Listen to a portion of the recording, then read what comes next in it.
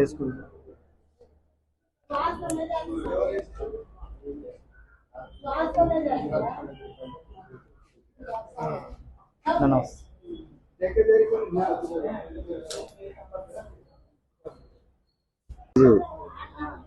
నా జయరం ఇక్కడ వద్దునాగే డాక్టర్ వద్ద ముత్రాశ అనేది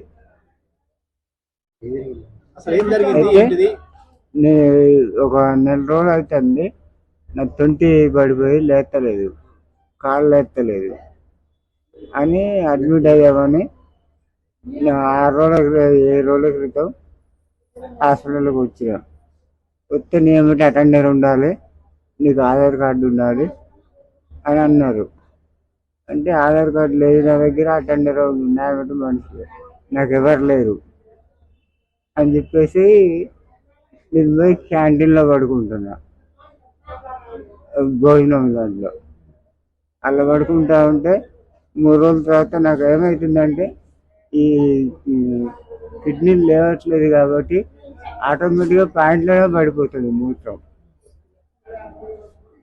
అయితే 2 రోజులు అలా పోసుకునేసరికి స్మెల్ వస్తుందని చెప్పేసి వాళ్ళు క్యాంటీన్ వాళ్ళు నన్ను తీసి అక్కడ నాచురి గేట్ ముందు వేశారు.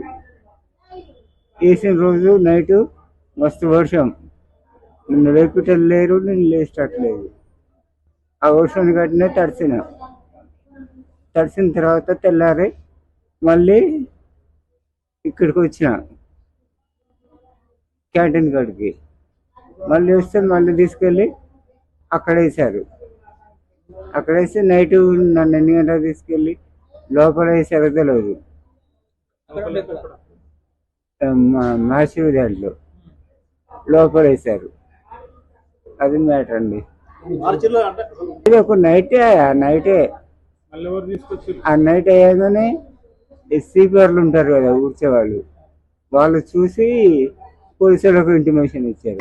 లోపల ఆఫీస్ రూమ్ ఉందా అండి, దాని అవతల రూమ్ లాస్ట్ రూమ్లో వేశారు.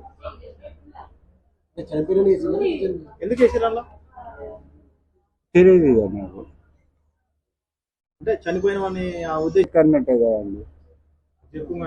గేటు ముందు వేస్తే తడిసాను పూర్తిగా, లేచేటట్లేదు కాబట్టి ఎవరు లేరు. నైట్ మొత్తం వర్షం, ఆ వర్షాన్ని కట్టినే తడుచుకుంటున్నా. మా మీదకి వస్తుంది అని చెప్పేసి క్యాంటీన్ అతను వాళ్ళు ఉన్నారు కదా, క్యాంటీన్ వాళ్ళు నన్ను వేసిన వాళ్ళు వేసి వాళ్ళు లోపల వేశారు. నాకు తెలిసి అనుకుంటాను కదా, 2 రోజులు తడుస్తూ ఉంటే చూసింది మళ్ళీ క్యాంటీన్ వాళ్ళే చూసి ముట్టుకోలేదు.